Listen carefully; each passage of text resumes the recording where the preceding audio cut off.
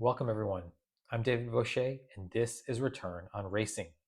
Return on Racing is powered by Vaucher Analytics, which helps race teams and drivers drive efficiencies off track so they can fuel success on track. Return on Racing is also brought to you by the Motorsport Sponsorship Accelerator, the most cutting edge resource out there to learn how to find, grow, and maintain long term sponsorship relationships. If you want to find out more, please navigate to the Vaucher Analytics website at www.vaucheranalytics.com and use the Motorsport Sponsorship Accelerator link on the top right navigation bar. So today I want to talk about the state of IndyCar in 2025.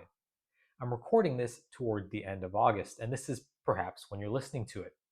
You might ask yourself, how can we talk about the state of IndyCar in 2025 when it's only August? Well, answering that question might be giving away a little too much up front, so let's just dive right into it. Every motorsports season tells two stories. There's the one played out on the track, the wins, losses, and moments fans will remember for years. And then there's the one that unfolds behind the scenes, where commercial deals, political maneuvering, and long term strategy shape the sport's future. The very fact that this episode can be recorded in mid August, with two races still left to run, is itself part of IndyCar's problem. The season comes and goes in a flash, followed by a 6-month void that leaves little space for new stories to develop or, crucially, latecomers to find their way in. That's only the tip of the iceberg, but nevertheless, the 2025 IndyCar season delivered plenty of on-track action, in keeping with what it's known for as the place where open-wheel finesse mixes with just a hint of NASCAR chaos. But the off-track story is where the series' long-term fate will be decided, and 2025 has become a pivotal year in this narrative, with events both expected and shocking coalescing into a stack of strategic headaches for this historic racing brand. Questions about government, investment, technologies, and market positioning have all come to the surface explicitly and much more subtly, creating both opportunity and risk for the teams that compete in IndyCar. As the season already winds down, IndyCar finds itself at a crossroads unlike any other in its history, where the next moves will decide how much it can launch itself out of the stagnation it has experienced for years. To an extent, that stagnation is paradoxically evident in Alex Palou, one of motorsport's shining stars. The IndyCar season, as I mentioned, still has two races left, but fans can really only hope for some interesting podium outcomes because the major sporting narrative arc is already over. Alex Palou wrapped up his run for his third consecutive and fourth total IndyCar championship at the Portland International Raceway, cementing his name as one of IndyCar's all-time greats. That brilliance is an appropriate depiction of the state of IndyCar because Alex Palou encapsulates perfectly the most problematic issue with the series. If you watch IndyCar, of course you know him, but if not, it's Alex who? I live in a small town just outside of Paris, and I am convinced that Alex Palou could do his weekly groceries on the public market and pretty much no one would recognize it. It's a sad fact. He's one of the greatest athletes of all time in a sport that is woven into the culture of the world's largest economy. And yet he may as well be anonymous outside of IndyCar. I mean, can you imagine Lewis Hamilton or Lando Norris doing their same groceries at this same hypothetical market? The broadcast deal with Fox Sports was supposed to be a turning point in helping champions like Palou gain more recognition. After years with NBC Sports, the shift promised bigger reach, more consistent promotion, and the chance to inject new energy into IndyCar. Early season buzz suggested that maybe, finally, IndyCar had found a partner ready to take the product seriously. Now, 2/3 into 2025, aside from some amusing spots, one of which did feature Palou, which even aired during the Super Bowl, is IndyCar really at a point where we can say it's any less of an insider's sport? I don't think so, because I'm recording this at a time when F1, the movie, has just become the highest grossing sports film ever. There is nothing that IndyCar can offer right now that even comes close to that level of relevance. And that's even normalizing for the fact that F1 is global and IndyCar is not. And we'll get to that in just a moment. So, bottom line, the promise has so far outstripped the delivery. Also, while it's unreasonable to expect miracles, it is concerning that IndyCar's most glaring structural weakness, its aging fan base, and that's something I have absolutely written and talked about before, has not been addressed at all by either party. Assuming growth does begin to pick up, a harder question looms. How far can IndyCar realistically climb given its limits as a North American series? Even using that term, North America, is stretching geographical definitions because currently Toronto seems to be on the bubble and a Mexican race still has not materialized. So, no, it is highly unlikely that IndyCar will achieve F1's global heights, and that's completely fine. But what the series should not accept is a ceiling that is lower than otherwise could be because it did not mitigate all the possible factors under its control. One of those factors is optics, and IndyCar lately has seemingly caused the succession of what you might call own goals. Back to the broadcasting deal with Fox that then, shockingly really, turned into partial ownership. For many viewers and potential IndyCar fans, Fox doesn't just mean sports, it means Fox News with all the political baggage that comes with it. That association may turn out not to matter in the long run, but you have to get to that long run first. In other words, if IndyCar wants to broaden its base now, especially among younger and more diverse demographics, the working hypothesis has to be that it cannot ignore how this affects perception.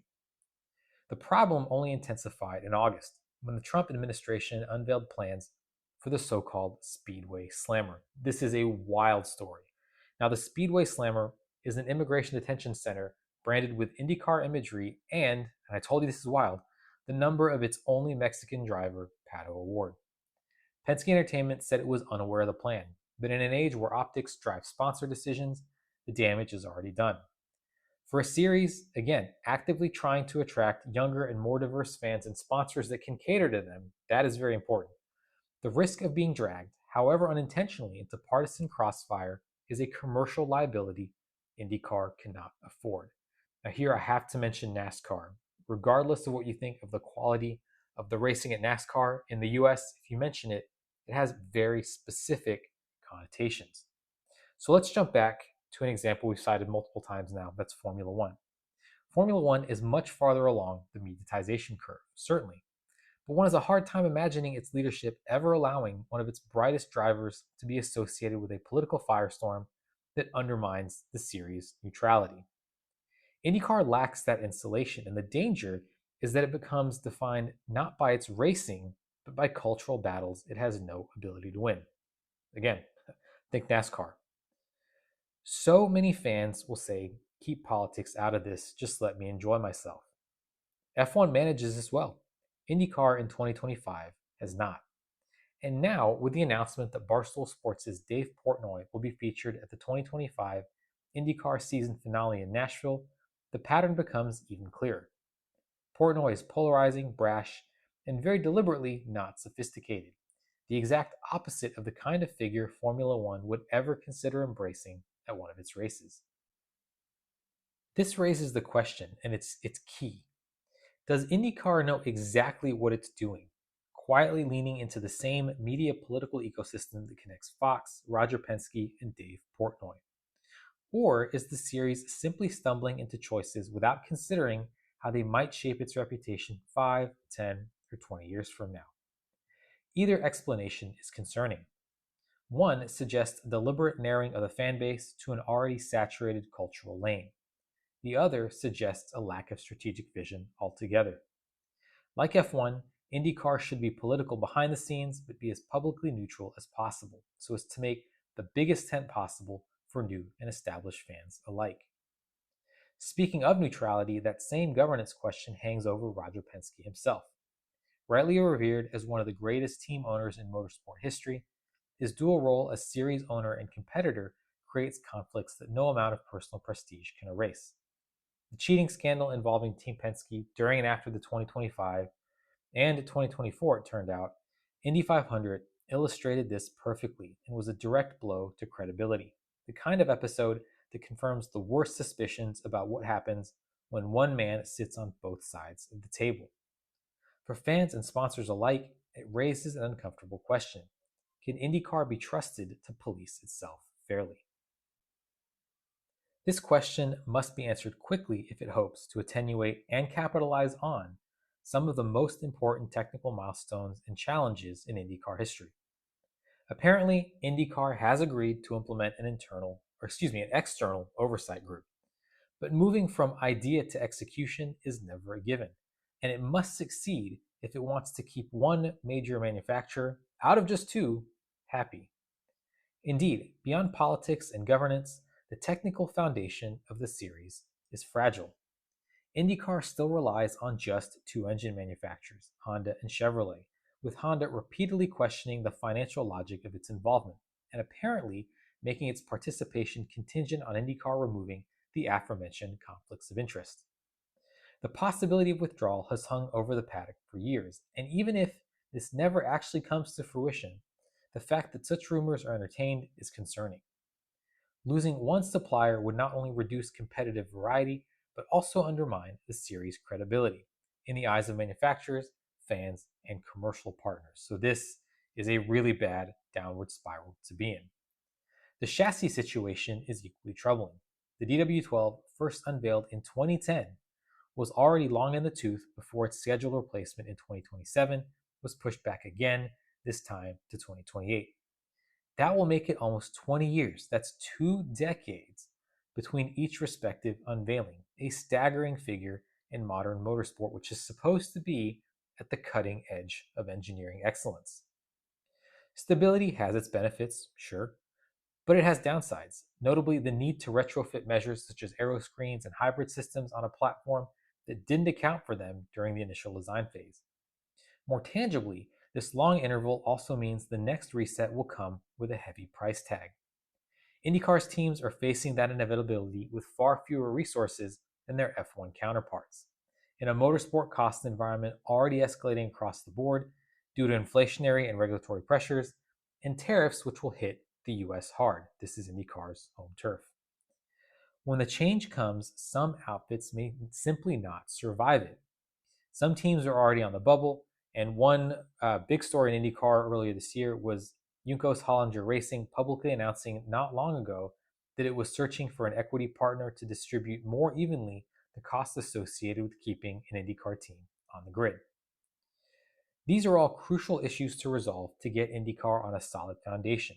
But just like in construction, your foundation is a start point that depends entirely on where you want to end up. So you have to work backwards. You can't know where to start unless you know where you want to be. Amidst all the talk of new races, demographics, and cost escalations, there is a larger identity crisis that IndyCar is yet to resolve. We've touched on this partially, but consider this. In the United States, again, IndyCar's main market, consumer spending is heavily concentrated, with 10% of people accounting for nearly half of discretionary spend, and the rich are only getting richer. Formula One has made its choice very much consistently with that reality. It is chasing glamour, wealth, and exclusivity, packaging itself as a premium entertainment product. That is not IndyCar in its current form, even if you may hear it claim otherwise. Its circuits lack the polish to deliver a truly premium experience. And no, I'm not going to mention examples, but look at an F1 track, look at an IndyCar track. Set aside the quality of the racing, let's just talk about what they look like. And I think my point is clear. And on a broader level, the marketing of IndyCar is nowhere near F1's. There's nothing inherently wrong with any of this. I'm not saying that because one track looks different from another, it's bad. After all, the spirit of IndyCar is very much a blue collar, just get it done ethos, and many of its most storied champions reflect that. Each path for IndyCar, whether it be upmarket or mass market, is viable in theory, but each demands a distinct strategy. IndyCar's greatest weakness is that in 2025, it hasn't committed to either. And that is why the question of the ceiling, how far can IndyCar climb, matters so much. As a North American series, but really for now a US series, IndyCar will always face limits abroad. But even at home, it has to acknowledge the likelihood of a ceiling in audience and commercial growth. Defining that ceiling, defining where it is really, and then executing with absolute clarity to maximize it and achieve it is the only way forward. Without it, IndyCar risks drifting further into stagnation, a series with brilliant champions and thrilling races that never reach beyond an insider's circle. That would be a shame. And for 2026, it would be great if someone could give Alex Palou a real run for his money. But regardless of whether he wins another championship or not, I certainly would like to see him pick up some more Instagram followers. And that is it for today's episode of Return on Racing. I hope you enjoyed it, and as usual, I want to thank you so much for choosing to spend your time here with me. If you enjoyed these insights, I invite you to sign up for the Return on Racing newsletter. This is the newsletter that delivers quick hit insights to you every week in less than 500 words. The idea being that you pick up the insights and you can apply those directly to your motorsport operations during your day job. If you want to sign up for this, please visit the Vaucher website. You can do so from the front page of the site, and also leave a link to get you directly to the sign up form in the show notes. Again, I want to thank you very much for spending your time with me, and I look forward to seeing you again on the next episode of Return on Racing.